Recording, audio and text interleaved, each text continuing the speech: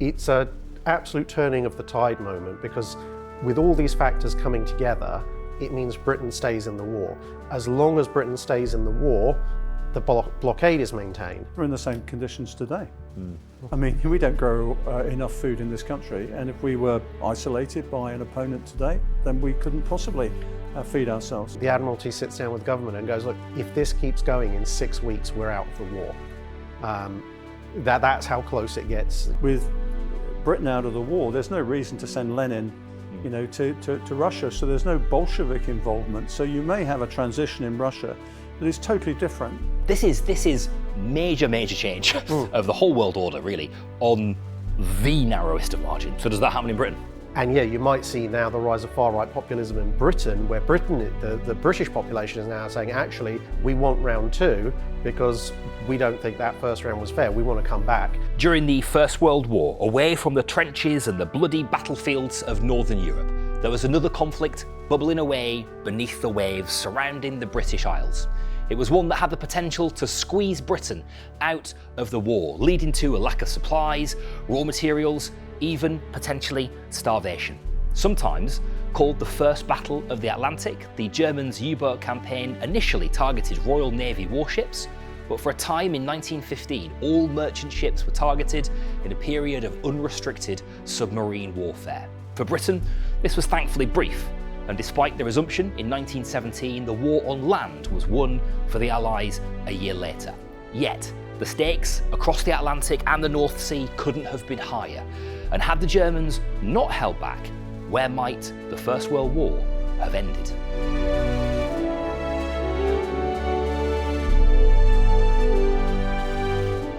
I'm Darryl Morris, this is Times Radio History, and welcome to History Undone, the show where we look at how the briefest of moments can shape our world. Every episode we focus on a different military campaign or a tide of history, and with the help of our experts, we ask whether those split-second decisions could have changed the outcome and history itself. Today, it's the U-boat campaign of the First World War, a less bloody conflict than some, but with huge significance and wide-ranging consequences. Could Germany have been in a much stronger position? Could they have been stronger here? What impact might that have had on the remainder of the war? These are the questions for our experts, and joining me today, as ever, the historian and author, Rear Admiral Dr. Chris Parry, and returning to the channel is the naval historian and YouTuber, Naval. Drac, welcome. Okay, let's have a look at what we've got in front of us then. We have a map here of the British Isles, the sea around it, of course, the minefields here, which we'll come on to in a moment, and Dr. Chris Parry, the geography here is really critical to help us understand this particular moment of the First World War. Absolutely. So when the Germans obviously advance into northern France, they obviously want to deploy their navy at some stage. And of course, they've got a big battle fleet that they've built up over the last 40 years. But the basic problem is they can only deploy it either through the Kiel Canal or they deploy it through the Skagerrak here.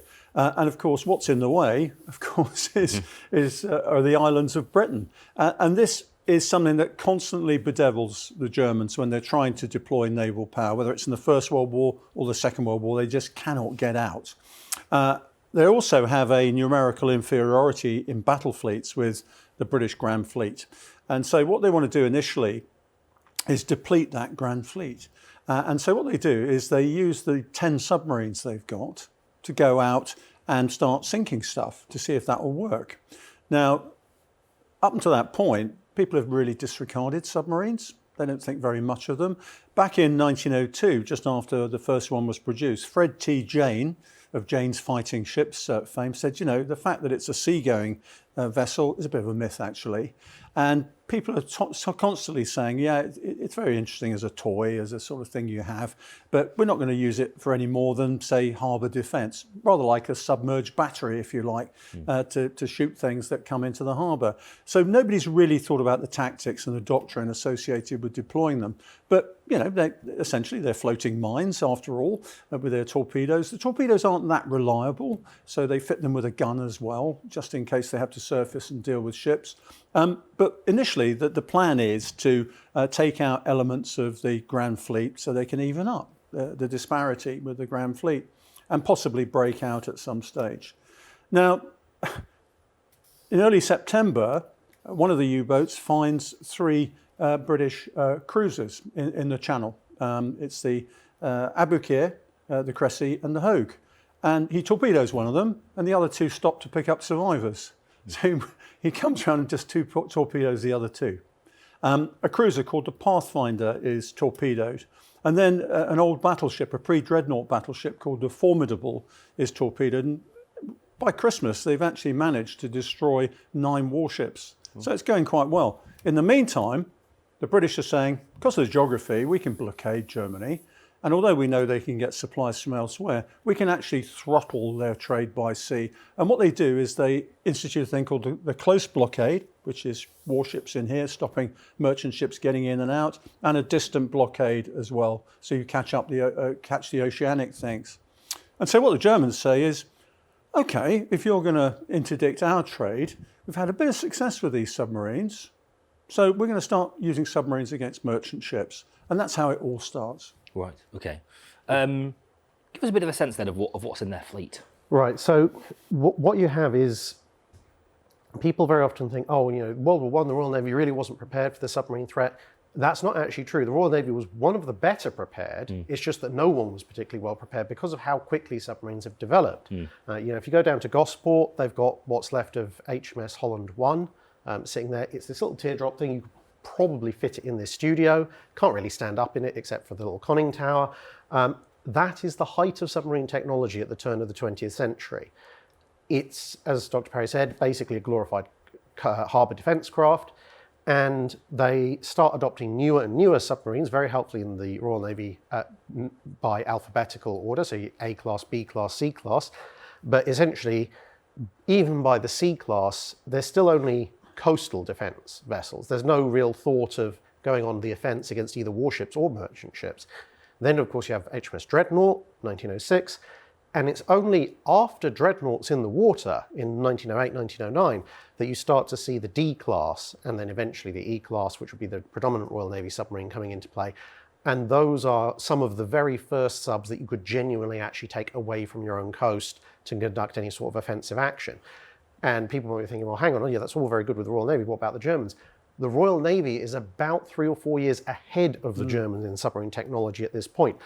The Germans, their first U-boat doesn't even come into service until several years after the Royal Navy, and they're taking them in ones and twos, like the early Royal Navy subs. They're not particularly brilliant. So by the time the 1900s are turning into the 1910s, it's only at that point that Germany's even really thinking about building any substantial numbers of U-boats. And as we said, at that point, they're still looking at them mostly as coastal defence, maybe a little bit of operations in the North Sea at most. They're not looking at this kind of grand strategy against shipping on the high seas because the subs physically aren't capable of doing that.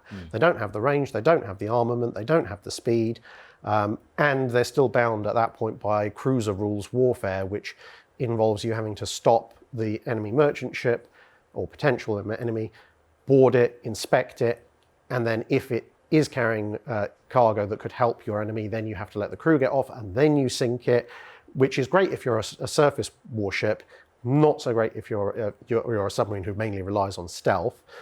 And so going into the war, the Germans themselves don't really have much high hopes for the U-boats. As we said, they're hoping they can knock off a few of the British warships, and that's about it. And it's only when they start to experience these remarkable successes in the latter half of 1914 that they start to think, oh, hang on a minute, we could have something on our hands here, which is compounded by the fact that because this technology has advanced so quickly, there isn't really any anti-submarine technology. The strongest countermeasure you have to a submarine is don't be where a submarine is, which of course it's stealthy, that's kind of the whole point of them. Yeah. Or if it surfaces, ram it or shoot it. But if the submarine is sensible, he's not going to do that. But the other issue, of course, is if you go around at high speed, it's actually quite difficult for the submarine. Unless you run over it or get in its way, then there's an issue. So very quickly, people realise in the Grand Fleet, if you zigzag and you actually go around at high speed, which you can do, you're going to avoid quite a lot of this. Right. And so how does that help?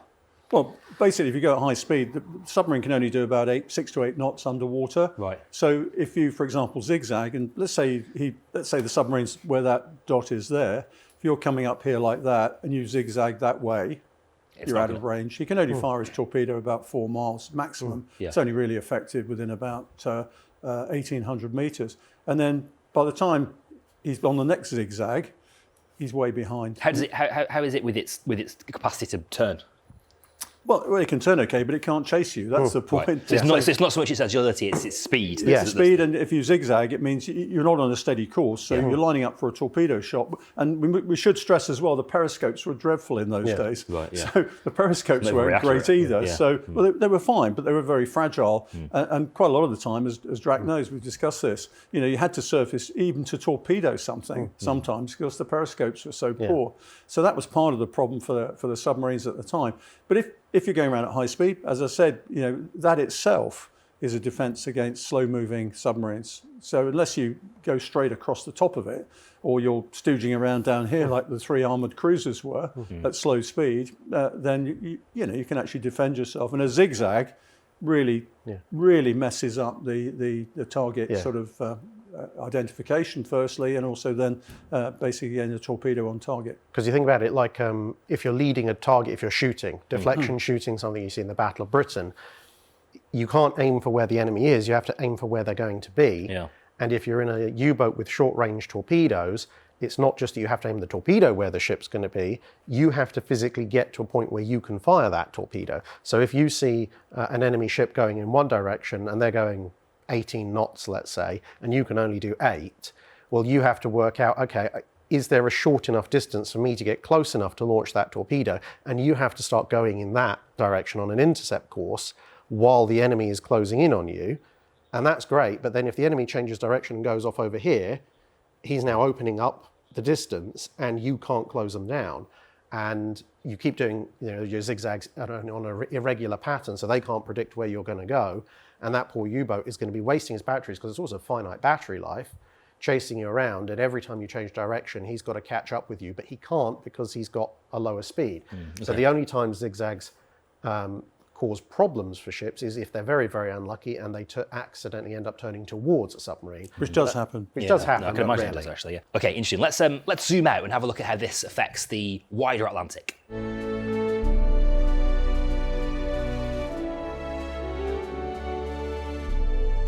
So we have our picture of the Atlantic Ocean here. This is our map, which gives us a sense of where this standoff played out. And Chris, we need to talk a little bit about how the Allies countered the threat of the subs. Give us a bit of a sense of that then.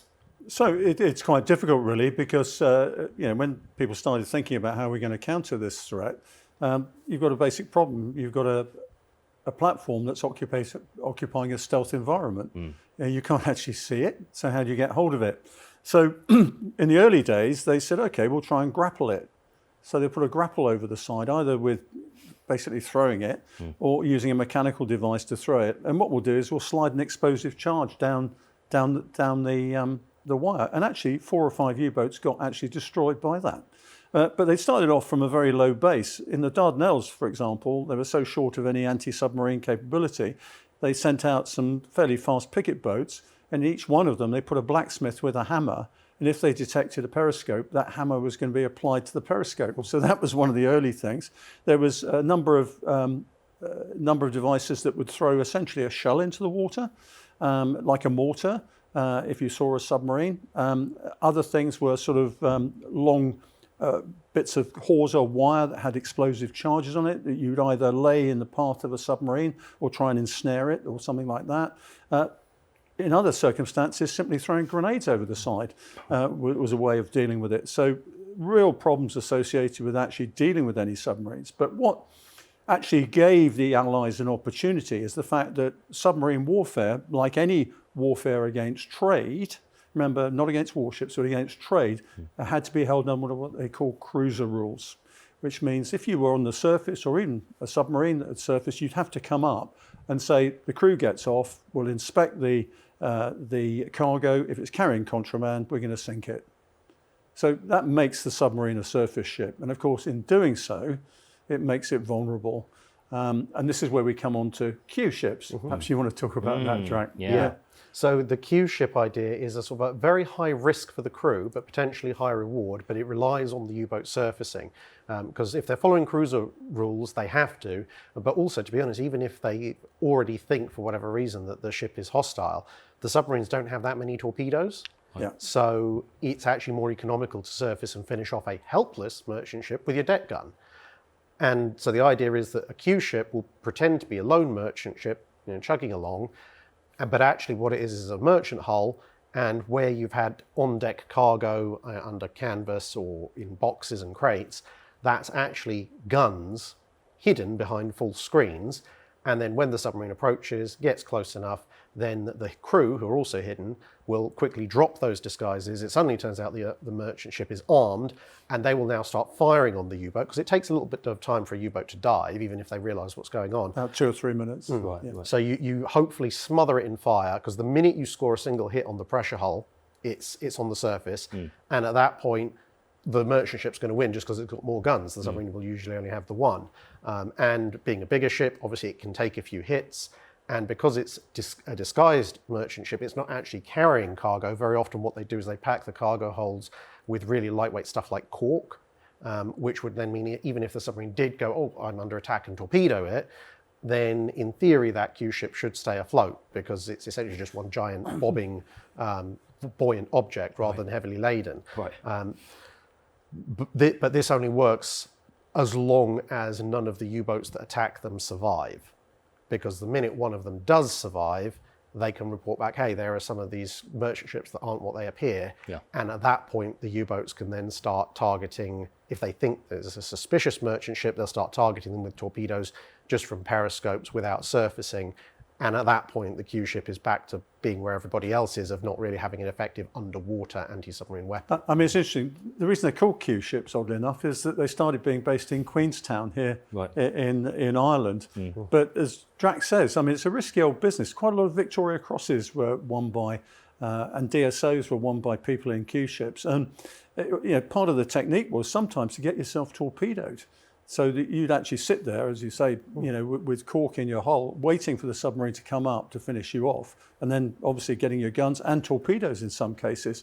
I mean, you also have a panic party as well, where if you were stopped by a U-boat, you'd actually theatrically put some people in a boat who'd row away very energetically. Right. And then the guns would come out and so forth. We had over 180 Q ships, quite extraordinary when you think about it. And up to 18 U-boats were sunk in these early stages. But as we've seen, as we get on later to see how the Germans developed their tactics and techniques, Q ships became part of the reason why they started going to unrestricted warfare. Yeah. Okay. I love the corks to help them float. Brilliant. I mean, it's so sort of rudimentary, isn't it, in a way, but clever too. Really clever. But we've also got to think a lot of passive ways of dealing with this. Like nets, booms. I mean, you had one ship, for example, that had a crane that actually was going to sort of swing the crane out on a boom and actually drop an explosive device outside the net. But again, the nets around battleships, for example, there were 2 battleships torpedoed in the Gallipoli campaign. They weren't strong enough to obviously stop the torpedoes, and of course, once it started sinking, the sailors couldn't get off the ship. They were trapped in the nets. So there's all sorts of issues associated with that. Okay, so Drac, this does take us to that first period of unrestricted warfare, doesn't it? So unrestricted warfare, as it sounds, is basically you're not going to get any warning, but also they put out the announcements in newspapers that say, look, previously we would have attacked British flagged ships, French flagged ships, that kind of thing, possibly without warning. But now it's, if you are heading in the vague direction of Europe, you are a target, whether you're British flag, French flag, Brazilian flag, or critically American flagged. And also they'll start targeting anything and everything. So inside that war zone, as they designated it. So previously it also would have been, that's a freighter, that could be carrying contraband. That's a merchant ship, a passenger liner. We'll maybe let that one pass. Now it's, if you're on the high seas, you will be torpedoed. All bets are off. Yeah.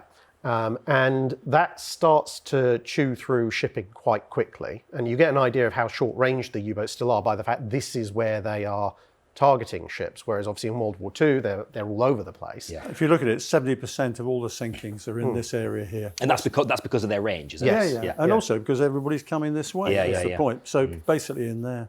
So this starts to annoy the American government, but in World War I there's actually a relatively large number of the American public who don't want to get involved.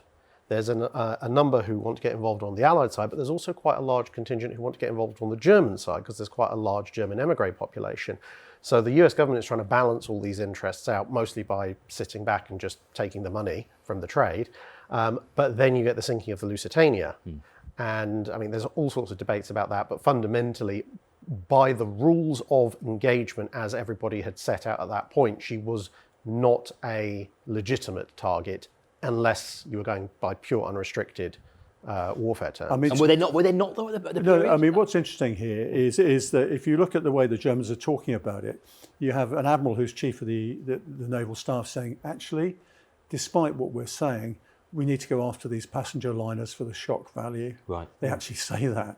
And, as Drax says, the Lusitania, which happens in May of 1915, you get 1,200 people killed, of which 128 are Americans. Huge outcry. There's another ship called the Arabic that gets torpedoes as well. So although the Germans are saying, look, we're actually saying if you're hostile or you're taking contraband towards Britain, we'll take you. They're also going after the cruise liners as well, the ocean liners. There weren't cruise liners in those days, but the ocean liners, they are. There's no doubt about it. What's really ironic is the day before Lusitania sails on this voyage across the Atlantic, there's an advertisement in the Times actually saying Cunard line, go via the Lusitania, and right underneath is the German warning saying we intend to take out any vessels in this area. It's quite ironic, really. Really? Well, the Germans issued a warning with the advert in the paper. Well, obviously the typesetters put it in the place, but it was in the same place on the same page in the paper. Yeah.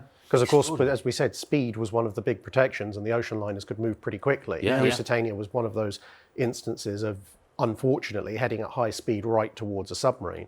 As I said, yes, she was carrying some forms of ammunition and explosive, but warfare at the time, and even today, there's an extremely complicated legal framework, and according to the laws of the port that she sailed from in the States, and based on the balance of cargo and the type of cargo, she didn't count as carrying contraband of war. Right. So she was sunk here, though.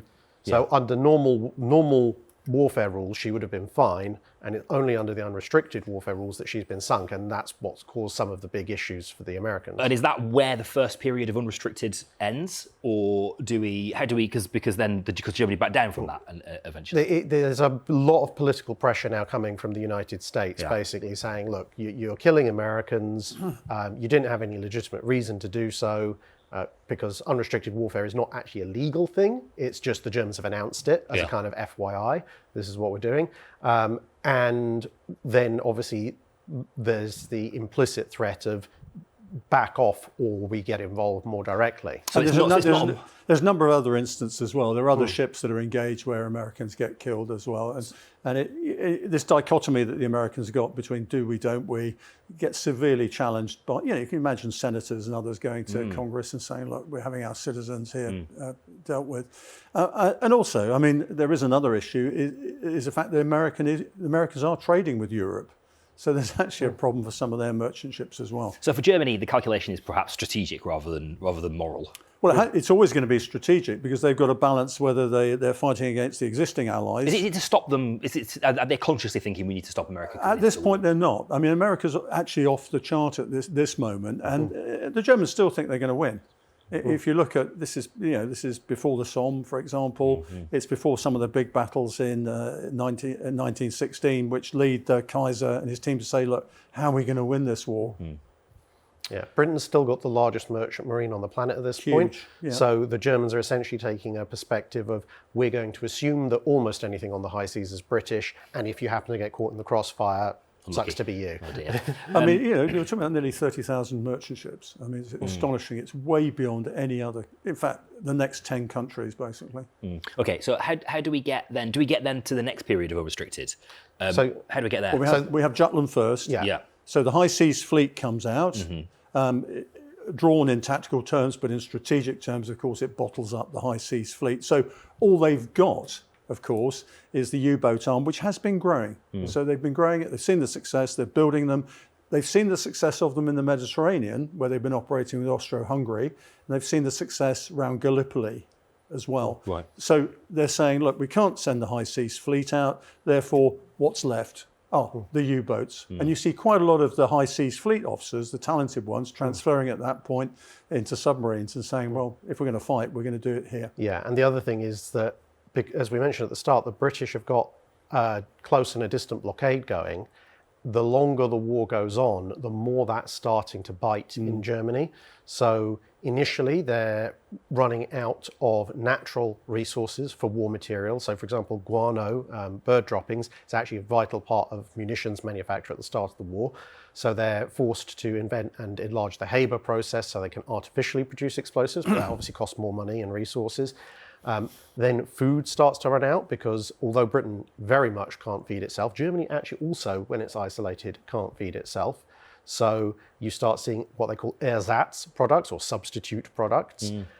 But then as the war continues on, those shortages gradually start to compound. The harvests aren't particularly good, especially because obviously you have a whole bunch of farmers and farm workers are now on the front lines.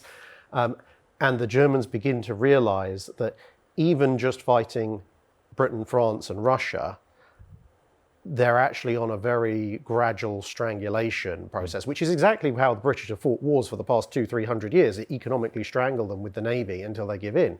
And they realize that, okay, we can only break this deadlock through one of two things. Either massive victory on the Western Front, but until Russia collapses, they don't have the troops for that.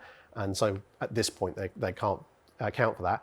Or they have to get one of Britain or France to fold. And they can't get France to fold because they're trying that, and it's not working. So Britain is the kind of, they identify this is the weak link closer in time-wise. And they're thinking, well, how can we get Britain to drop out the war? Well, we got very close last time.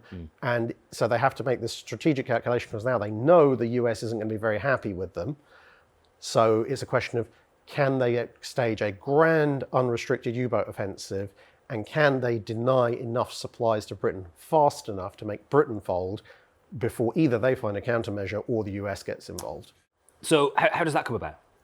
So in January 1917, they're looking at the options on the Western Front, as Drac has just said, and it's obviously pretty evens. And then the Navy come up with this plan and say, look, we can win the war for you. We can bring basically Britain to its knees by the 1st of August this year. And they come in with this 200-page report basically about all sorts of logistics, including what British people eat for breakfast. It's all in there. And they say, look, we reckon we can do this with unrestricted warfare. And the Crown Prince, Ruprecht of Bavaria, says, you know what, these gentlemen from the Navy are really dangerous optimists. They haven't done their calculations here. And they say, well, what about the Americans?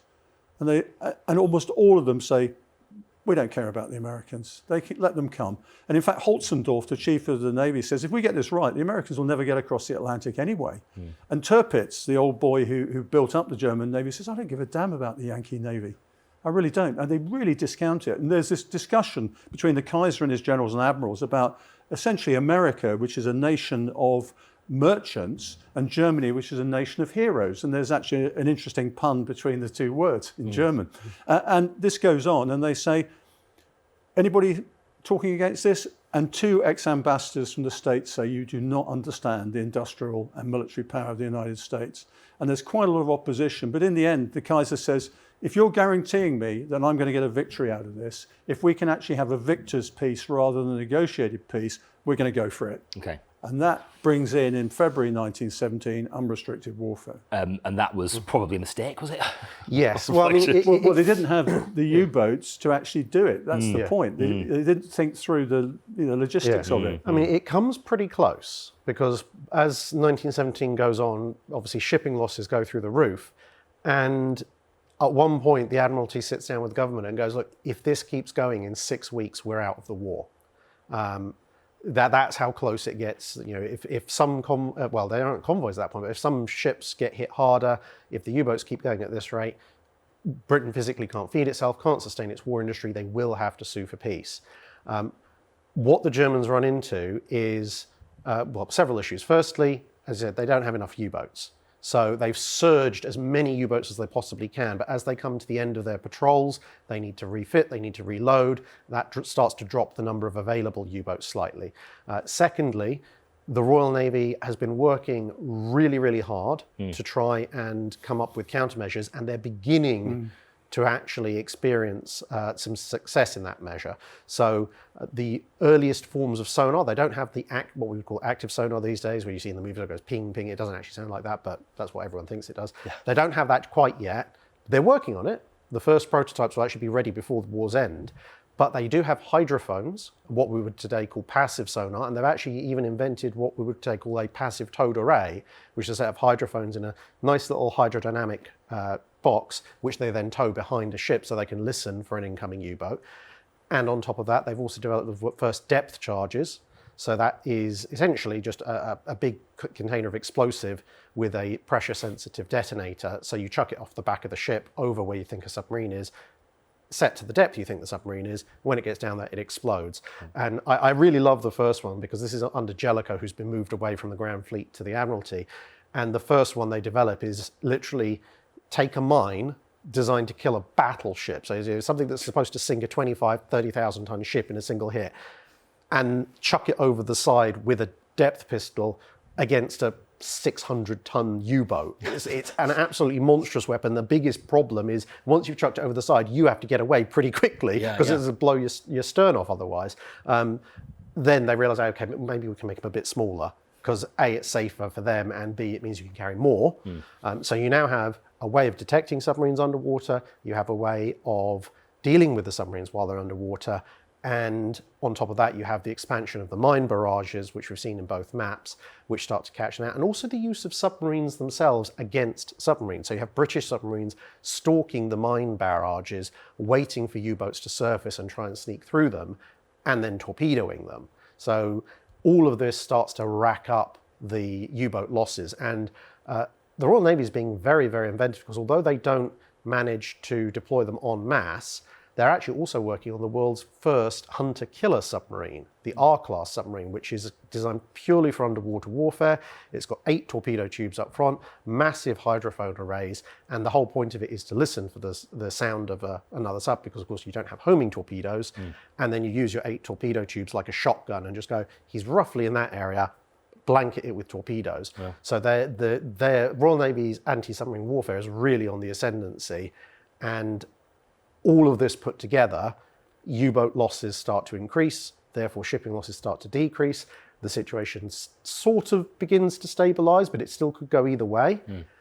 And then you get the death blow for the German submarine effort, which is a combination of they manage to annoy the Americans enough, the Americans get involved, and convoys get introduced. Yeah. And what's the convoys? I mean, what is the sense of convoys? Because you know, the logic you apply that, you go, well, that's a massive moving target. Yeah, but in fact, if you're in a submarine, you've got very limited visibility, particularly in these days. You're not getting the radio intelligence that you get in the Second World War, for example. And to tell you the truth, in the Atlantic, a convoy is actually only the same footprint as a single ship in many ways, in terms of intercepting it. We found that in the Second World War, and it's still the case today in many ways. But the whole issue of convoys is quite extraordinary, really, because the Royal Navy doesn't like convoys for the first 3 years of the war, and that's because of Jellicoe. Jellicoe says, well, it's defensive. We don't do that in the Royal Navy. We're an offensive force, you know, we're the heirs of Nelson. And secondly, they don't have the assets, basically, to actually do proper convoying, given the number of ships that they've got. So they're really quite sort of reluctant to introduce it, despite the fact quite a lot of merchant marine captains, a lot of junior officers are saying we need to do this. Now remember, they've started unrestricted warfare in February 17. In that month alone, 660,000 tons went down. By April, it's 880,000 tons, including my great-grandfather's brother, who was a master of one of the ships that was torpedoed and killed west of Ireland. So 2 days before he gets torpedoed, the Admiralty actually have a meeting and say, look, we've got to do something about this. And Admiral Duff, Alexander Duff, says to Jellicoe, look, here are the statistics. We've got to go to convoying. We've got to do that. Meanwhile, a lot of people on the political side are saying, what about convoys? What about convoys? And they sneak a commander in to see Lloyd George, the Prime Minister. And basically he says to Lloyd George, you know, disregard what the admirals are saying to you. you really need to institute this. This goes way back that we do convoys. And there's an interesting meeting between Lloyd George and the Admirals, where the Admirals are about to say, we think we ought to introduce convoys. And Lloyd George says, I think we ought to introduce convoys. and the record of the minutes says the Admirals suddenly realised they supported that all along. But in fact, it's not as bad as that. They'd done the study. They were going to move towards convoys. And Lloyd George, in his memoirs, has blatantly taken the glory for actually making the Navy change. But Jellicoe had been reluctant. There's no question about that. And once they introduced the convoys, the sinkings dropped dramatically. It's also combined with basically the increase in the mine barrage around here in the North Sea and to the north, and also Zeebrugge and the ports around here. So you've got German squadron operating from here very, very effectively, and bottling them up is very important indeed. So by 1917, you've got these mine barrages, which the Americans are contributing to, because what it needs is 100,000 mines. We can't actually make that many. So the Americans are starting to push mines across. Admiral Sims brings 2 squadrons of destroyers across to be based at Queenstown. They take part as well. So the pressure's really on the Germans. What's really interesting is if you look at the major admirals in World War II, Ernest King and Bill Halsey, they are captains of destroyers at this stage, so they're getting combat experience at the end of the First World War. So just briefly, this is a key moment, keeps Britain in the First World War, takes us eventually to land. I mean, we're sort of considering it here as being very, very decisive, right? Yes, oh, absolutely. I mean, it's a absolute turning of the tide moment, because with all these factors coming together, it means Britain stays in the war. As long as Britain stays in the war, the blockade is maintained. So the Germans are still on that ticking time of running out of resources. The 1917 harvest is disastrous. So they're now on to ersatz. So before it would be something like, we don't have coffee, so we're mixing our coffee grounds with ground up acorns, for example. But now the ersatz, the substitute for the substitute, is stuff like ground up coal dust and charcoal to mix with the acorns and the tiny pinch of coffee you might have left. This is how bad it's getting in Germany. And also, as long as Britain's in the war, there's somewhere to land troops, which means that once America formally declares war, it means their fleet is coming, their troops are coming, the whole thing is going to collapse on the Germans sooner rather than later. And as Admiral Parry said, you've got the destroyers from the Americans coming, the Grand Fleet is persuaded to release 50 of its own destroyers, and now with this new anti-submarine technology, they have a way of not just having an escort, but that escort able to meaningfully do something when a U-boat appears. I mean, interestingly, go down the Mediterranean. This shows you what a global war it is. There are 2 squadrons of Japanese destroyers in Malta. They're actually based there doing anti-submarine work. None of them actually managed to sink a German submarine, but one of them is sunk by a German submarine. So they're there during the First World War. Extraordinary. And there's also a set of sloops coming along. Ironically, very unhelpfully, Flower-class sloops. You see Flower-class corvettes in the Second World War. But yeah, Flower-class sloops, they've been building since the war began, and now they're beginning to arrive in numbers. So that's the real history of what happened during the U-boat campaign of the First World War and how tight those and fine those margins were. Let's undo it. This is History Undone.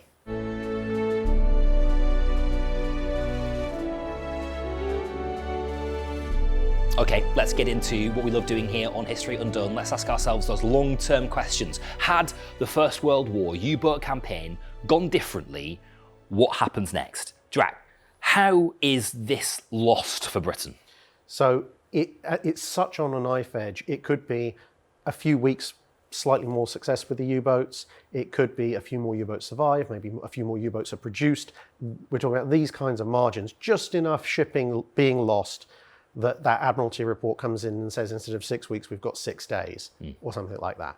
Now, the interesting thing is, as Admiral Parry pointed out, Germany is looking for a victor's peace, but they're fighting 3 different major European powers at the same time, plus Italy fighting Austro-Hungarians. What they need, although they'd really like to take Britain down several pegs, but what they need is Britain out. So they can try and force a much harsher peace, but that's going to take a lot of time in negotiation, because the harsher it is, the more Britain's going to resist. And that is time that they can't afford. So I think the most likely thing is if Britain starts going, okay, we need to look for a peace agreement because we can't feed everybody anymore, Germany will probably take a relatively mild peace, probably even an armistice, just essentially almost a ceasefire with a bit more teeth, because what they need is that distant and close blockade to disappear so trade can start flowing again. And ideally for them, obviously also with an armistice, the armies stop fighting. So if Germany can open up the seas to their own trade and the British army is withdrawn from France, although the British army is much smaller than the French army, it occupies a very vital piece of real estate on the Western Front. And as we actually see later on in the German spring offensive, the French army doesn't really have all that much in the way of reserves available to it. So if they can get Britain's armed forces out of the conflict as fast as possible, then when the Germans launch their spring offensive, their kind of last-ditch role in the land war, the French don't have the strategic depth to stop that. And historically, that offensive eats quite deep into France. If the British army isn't there at all and the French are having to scramble to occupy the parts of the Western Front that were held by the British, it's very likely the Germans achieve a breakthrough. They'll arrive at the gates of Paris. It's 1870 Franco-Prussian War all over again. France folds. The Russians are in the process of collapsing anyway. They'll historically bow out with the Brest-Litovsk Treaty. And if Russia sees, well, Britain and France are now out, then they're going to be on their way out pretty soon as well. And at that point, from the American perspective, what's the point of getting involved in a war in Europe where only one side is actually still standing? And then I think at that point, the war ends with a treaty that's much more like the various European wars that you see in the 19th century, where you have a negotiated peace. One side is definitely the victor, and there's all sorts of concessions over territory, both within Europe and abroad, because the Germans also want an empire, so they'll probably start taking colonies off the French, maybe try and get a couple of colonies off the British. And essentially what the Germans are trying to do is establish themselves as, if not the greatest power in the world, at least probably the greatest power in Europe, and on a competitive level with the big powers like Britain and the States on a global stage. And that's a very different 20th century we've got on our hands. In terms of what do you think about that? In terms of the terms on which Britain would settle, do you think, Chris, and whether they could be harsher and what impact that could have? Well, no, I think Drake's right. I mean, the Germans need Britain out of the war as soon as possible. I think the key issue is I don't think the Americans come. I agree with that. What's the point in risking it for France? I mean, on the other hand, Britain's agenda at the start of the war is not allowing a dominant country on the continent. So that's been achieved by Germany. I think that the real impact comes in the East, actually. And I wonder if you get a Bolshevik revolution, even if you have Russia saying, well, Britain's out now, we'd like to have a peace with you as well. You end up, you have essentially the Tsar abdicating in February 1917. You have a provisional government headed by Kerensky and the Mensheviks. And, with Britain out of the war, there's no reason to send Lenin to Russia. So there's no Bolshevik involvement. So you may have a transition in Russia that is totally different to the one that we've been used to in the 20th century. And if the Russians come to terms or even continue the war, you don't get an avenue for the Bolsheviks to be able to do that, because they're very much a minority at the time, of course, a very active minority. And I think what you end up with is a defeated France again, of course. I mean, the key point is the Germans are going to put a very punitive peace onto France, that's for sure. They may actually just say, okay, the Brits, we get that, we've got them out of the war, but France, we need to screw down again this time, because they came back, didn't they, after 1870, 71. We've got Alsace, Lorraine, what else can we do to basically make them more exposed? They'd probably take more territory, to tell you the truth, maybe even Belgium as well at that point. So I think the Germans are, it's like in World War II, as soon as they get on top, they have very grand ideas about these things. The other thing that's going to happen is the Germans are going to start looking at colonies. One of the big complaints about German admirals at the time was they always thought in terms of continents rather than countries. That was a complaint from the German army. And as soon as the Germans have any sniff of victory here, they're going to start thinking about their place in the sun. What's the High Seas Fleet going to do at this point? It's going to expand, of course it is. And I suspect that sooner or later, we'd have to take on Germany again at sea. And all the time during this track, Britain remains an industrial power, right? Yeah. There's, we have industrial resource still. Yeah, and I think this is one of the other reasons the Germans wouldn't try and waste time forcing Britain into a treaty that was nowhere near as harsh, but along a similar line as the historical Versailles Treaty, because they know that Britain has the financial and industrial resources, if they feel they've been too unfairly treated, the minute that hostilities are over, they'll just start building up again. So what's the point of antagonizing them too much? And I think the Germans, they are still viewing the world through a very 19th century mindset where you have a table of great powers, and they want to be near the head of that table. They don't want to completely upend the table the way that we might think of things these days, or indeed they might think of things in the Second World War.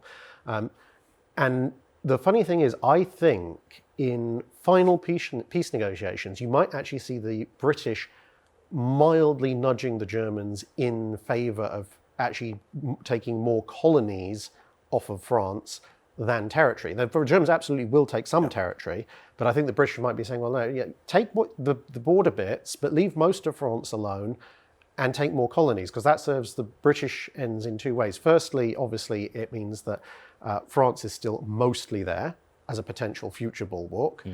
From the German perspective, integrating the border areas where there's a reasonably large German-speaking population isn't that difficult. The further into heartland France you get, the more difficult it's going to be. But as Dr. Parry pointed out, Admiral Parry, the Germans want their place in the sun. So if they're going, we can get colonies here, here, and here, this is very 19th century European, this is exactly what they want. But from a British perspective, they're looking at it and going, if they have colonies overseas, those are things we can take away from them next time, which was one of the bigger problems with World War I, was the fact the German Empire had so few overseas colonies. Almost all of them, bar a few in Africa, were taken within the first few months. And then it was like, well, what else can we take? Our traditional colony seizure and blockade isn't entirely working, and that's how you end up with the Western Front. But if you've got more colonies, you need a fleet. And that's the issue. I think the Germans build up a very big high seas fleet, and that again brings Britain in, because Britain's not going to sit by and say, actually, we're going to let this happen. So I think you're teeing yourself up for a naval conflict. And again, geography will play a part there, because unless the Germans can base their fleet abroad, they're going to be bottled up again. One thing that occurs to me actually in all of this, what if the Germans say, yeah, let's starve them. Let's really take this down to the line here. Once it's being successful, remember 880,000 tons, it takes a while for that to fall away, even with the convoys and all the other countermeasures. I wonder if the Germans have been able actually to take us right down to the line in terms of starvation. Remember, 6 weeks of grain was all we had left. I wonder, Drac, actually, if the French would have bailed us out there, actually, in terms of food and things like that. You've had the 1917 harvest failures across Europe, of course, so that's a bit of a problem. I mean, it's possible. It's a very difficult one to call, because, of course, there's ways that you could alleviate the food shortages, but if the Germans are really sort of twisting the thumb screws down to force Britain out of the war on much more harsh terms and enacting a starvation policy to force that, looking to the post-war environment, you of course have the issue of the harsh measures of Versailles and the knock-on effects of the poor harvest and the blockade on Germany, in large part formed the ground conditions that it would eventually lead to the rise of the Nazis in Germany, and that kicks off the Second World War. Does that not happen? Well, no, because victorious Germany, Imperial Germany, is now, everything about their system has been validated. God has blessed them. But over in the UK, Britain still has its empire, it still has its economy to recover from, but it's gone through some very, very harsh times. So does that happen in Britain?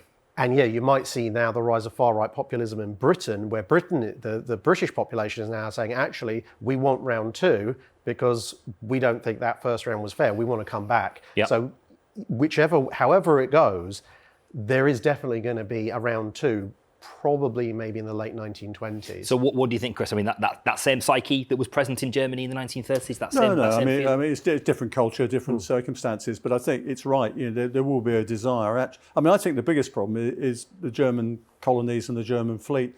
There's only room for one power in the world that does that, and that's Britain. France does it to an extent, but it's a continental power as well, so it's slightly different. But if you then start the Germans competing on, remember, German industry and trade is growing massively at the start of the First World War. It continues afterwards. There's only one country it's going to do it at the expense of, and that's Britain.